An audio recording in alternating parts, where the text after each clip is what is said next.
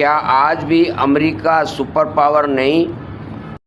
لب لباب در حقیقت عالمی منظرنامہ بیانیہ کا خاتمہ طاقت باقی ہے۔ ہم دو بڑے ممالک کو امریکہ کا متبادل سمجھ بیٹھے ہیں، روس اور چین۔ یہی سب سے بڑی غلطی ہے۔ طاقت شعور سے نہیں، کنٹرول سے آتی ہے۔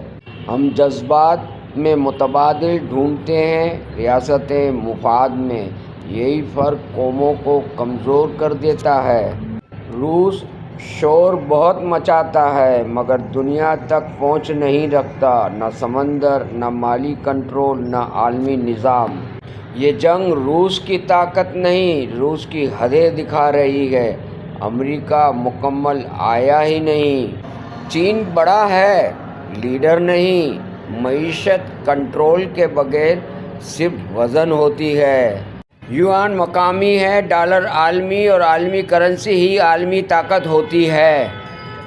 روس اور چین چیلنجر ہیں، متبادل نہیں۔ یہی ہے پہلی حقیقت۔ فرانس، برطانیہ اور دیگر یورپی ممالک باتوں میں آزاد ہیں، عمل میں محتاج۔ نیٹو میں فیصلہ واشنگٹن کرتا ہے، یورپ صرف تائید کرتا ہے۔ روس سے گیس بند ہوئی، یورپ کانپ گیا۔ یہ آزادی نہیں تھی، یہ عادت تھی۔ یورپ اپنی حفاظت خود نہیں کرتا۔ امریکی چھتری کے بغیر یہ کمزور ہیں۔ متبادل وہ ہوتا ہے جو نظام بنائے۔ روس، چین، یورپ کسی نے نظام نہیں بنایا۔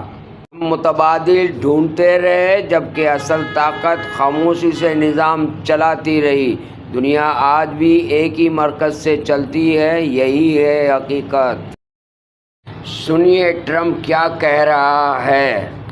جھوٹا شخص کیا کہہ رہا ہے؟ ڈونلڈ ٹرمپ کہتا ہے کہ ایران کو اس نے پیغام دیا ہے کہ تم میرے ساتھ نیوکلیر ڈیل کر لو۔